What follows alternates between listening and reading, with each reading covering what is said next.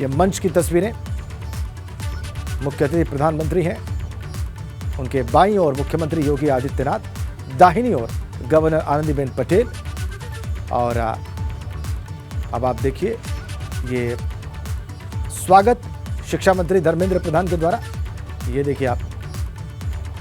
धर्मेंद्र प्रधान जी से अनुरोध करूंगी कि वो आज के इस अवसर पर हम सब की ओर से अतिथियों का स्वागत करें और इस महत्वपूर्ण विषय पर अपने विचार भी प्रस्तुत करें। उपस्थिति को नमन।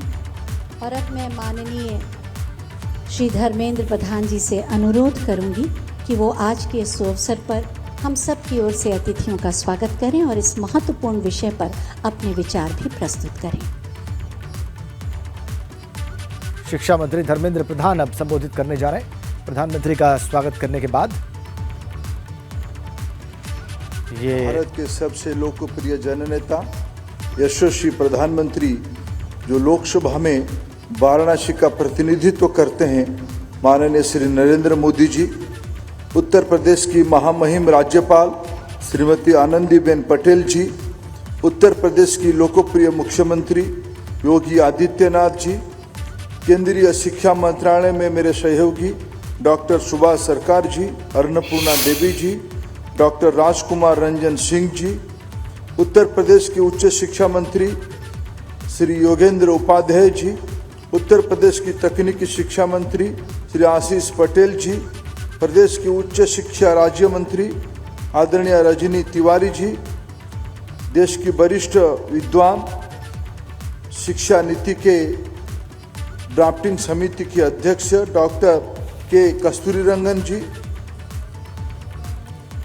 देश भर के विश्वविद्यालय और उच्च शिक्षा संस्थानों के कुलपति और निर्देशक समूह, प्राध्यापक समूह, विद्वानगण, शिक्षाविद, आमंत्रित अतिथिगण एवं मीडिया के मित्र, ऐतिहासिक शहर काशी में शिक्षा जगत के इस भव्य सम्मेलन में आप सभी का स्वागत करना मेरे लिए सम्मान और सौभाग्य की बात है।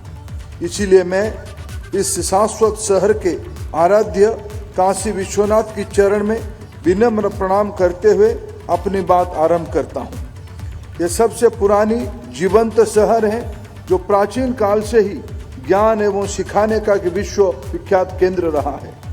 हमारे देश के युवाओं के भविष्य और उच्च शिक्षा पर विमर्श के लिए वाराणसी सबसे बेहतरीन स्थान है, क्योंकि यहाँ के कण कण में हमारी प्राचीन धरोहर, संस्कृति एवं ज्ञान राशि समाहित है। राष्ट्रीय शिक्षा नीति 2020 एक दार्शनिक दस्तावेज, एक फिलोसॉफिकल डॉक्यूमेंट है। मेरा मानना है कि संविधान के बाद NEP 2020 एक ऐसा दस्तावेज है जिसे देश भर में कई स्तर पर विचार विमर्श, चर्चा, जन भागीदारी और संवाद के बाद आकार दिया गया है। संविधान के समान ही NEP 2020 हमारी देश की दुविधा और संदेह से बाहर निकालने का विचार, आत्मा, बुद्धि और कार्य में भारतीय होने का गहन गर्व पैदा करता है। NEP की घोषणा के बाद से ही हम उसी के क्रियान्वयन के लिए हर कदम पर माननीय प्रधानमंत्री जी का मार्गदर्शन मिलते रहा है और आज हम सभी का एक बार फिर माननीय प्रधानमंत्री जी का सानिध्य, उनके आशीर्वाद, स्नेह एवं मार्गदर्शन का सौभाग्य प्राप्त होगा। माननीय प्रधानमंत्री जी, आपकी गरिमामय उपस्थिति ने हम सभी में नई ऊर्जा और प्रेरणा का संचार किया है। पूरा देश शिक्षा जगत की ओर से आपका हार्दिक अभिनंदन और स्वागत करता हूं। पिछले महीने माननीय प्रधानमंत्री जी के नेतृत्व में राज्य के मुख्य सचिवों ने देश भर में NEP के क्रियान्वयन की गति देने के बारे में विचार विमर्श किया था। इसी विचार विमर्श को अगले चरण की रूप देने में हम सब अखिल भारतीय शिक्षा समागम के लिए एकत्रित हुए हैं। इस 3 दिनों में आप सभी को कुछ विषय पे गहन विचार विमर्श करने के लिए अनुरोध करता हूं कि हम अपने समय की जरूरत के अनुसार अपने छात्रों के सही मायने में ज्ञान और कौशल्य दे रहे हैं। क्या हमारी पाठ्यक्रम हमारी युवाओं की आकांक्षा को अनुरूप है? क्या हमें अपनी कैरिकुलम, कोर्स और उच्च शिक्षा कौशल तथा अनुसंधान के प्रति दृष्टिकोण में व्यापक परिवर्तन की आवश्यकता है। NEP 2020 हमें यथास्थिति और कठोरता को तोड़ना तथा प्रगतिशील मानसिकता को तथा साथ अपने राष्ट्र के जीवन में परिवर्तनकारी बदलाव की ओर बढ़ाने का अवसर प्रदान करती है। हमारे देश में 15 से 25 आयु वर्ग में दुनिया की सबसे बड़ी युवा आबादी है, यानी लगभग 25 करोड़ आबादी है। ये डेमोग्राफिक डिविडेंड हमारे पास ज़्यादा समय नहीं रहेगा, हमारे पास 25 साल ही रहेगा, जिसे हमें अमृतकाल भी कहते हैं।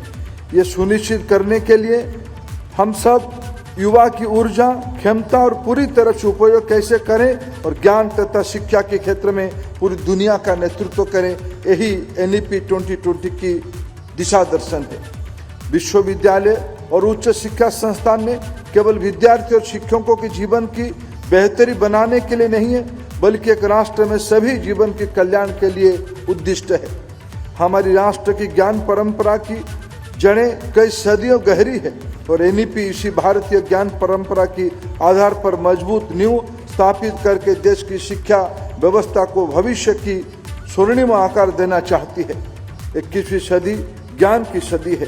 भारत सबसे पुरानी सभ्यताओं में एक है और एक ज्ञान समाज के रूप में उभरती अर्थव्यवस्था को समृद्ध भविष्य की ओर ले जाने में कैप्टन बनना स्वाभाविक है। देश युवाओं को केवल जॉब सीकर के रूप में संतुष्ट देखने की बजाय भविष्य में जॉब क्रिएटर्स के रूप में देखना चाहती है। बंधी बंधाई अथवा स्थापित सीमाओं में आगे बढ़ना, पुशिंग द बाउंड्रीज, असंभव का सपना देखना, ड्रीमिंग ऑफ इम्पॉसिबल, और फिर उसे पूरा करना ही भविष्य की सफलता की कुंजी है। देश की सकारात्मक सोच साथ व्यापक परिवर्तन की जो चाह रखने वाले युवाओं की जरूरत है, जो किसी भी स्थिति में समझौता करने की बजाय उसे बदलने की साहस रखते हैं। इसी भव्य अखिल भारतीय शिक्षा समागम में उपस्थित लोगों की यह जिम्मेवारी है कि वो यह सुनिश्चित करें कि सकारात्मक सोच एवं ज्ञान की दुनिया में शिखर पर जाने की यह इच्छा निरंतर रहे और भविष्य के लिए भारत के पथ को रोशन करने के लिए मशाल के रूप में कार्य करें। तो हमें यहाँ वाराणसी जैसे सबसे पवित्र शहर में NEP क्रियान्वयन और हमारा देश की जीवन में परिवर्तनकारी बदलाव लाने की कोई कसर नहीं छोड़ने का संकल्प लेना चाहिए। जय भारत, धन्यवाद।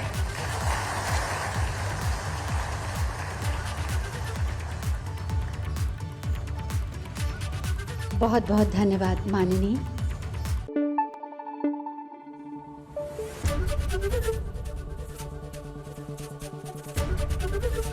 ABP गंगा, खबर आपकी, जुबान आपकी।